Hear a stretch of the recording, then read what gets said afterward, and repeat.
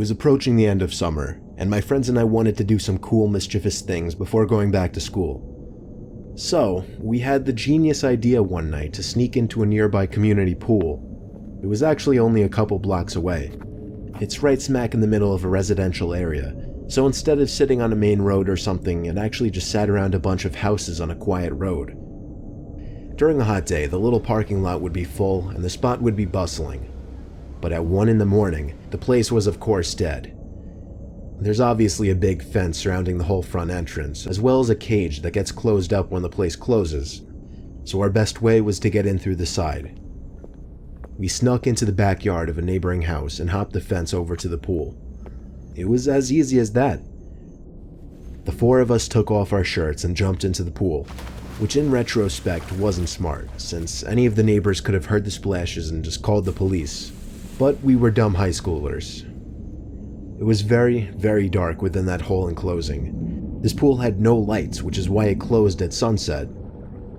James, Courtney, and Alyssa were on the other side of the pool, as I was just kind of doing my own thing at first, swimming around and getting my face wet. I saw Alyssa get out of the pool shortly after and run away. I swam over to see what was going on. She was just going to the water fountain, though. The 3 of us just bopped around in the water for a bit, and eventually we heard Alyssa jump back into the pool from the other side. It was too dark to see much more than her black hair covering her face. But just then we heard Alyssa playfully call something to us as she was walking back to the pool. The 3 of us in the pool looked at each other. I know they were doing the same thing as me, counting heads. There were 3 of us on this side of the pool, and here came Alyssa walking over to our side. So who was that on the other side? Alyssa got in, but the 3 of us were distracted, looking at the head bopping around the water across the pool. James said across the pool, "Who is that?" Not even 2 seconds later, the head went underwater and disappeared from view. We took this time to whisper to each other, mostly things like, what should we do? What if that's security? And should we run?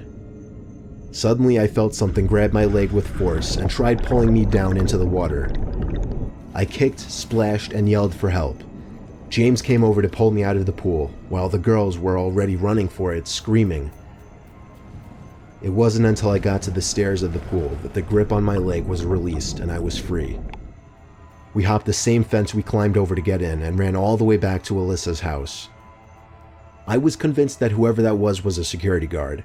That is, until they literally tried to pull me under the water. We don't know what to think. There are a few possibilities. Maybe it was just another kid messing with us, maybe it was a security guard who went way too far, or most likely, it was a dangerous person who had ill intent.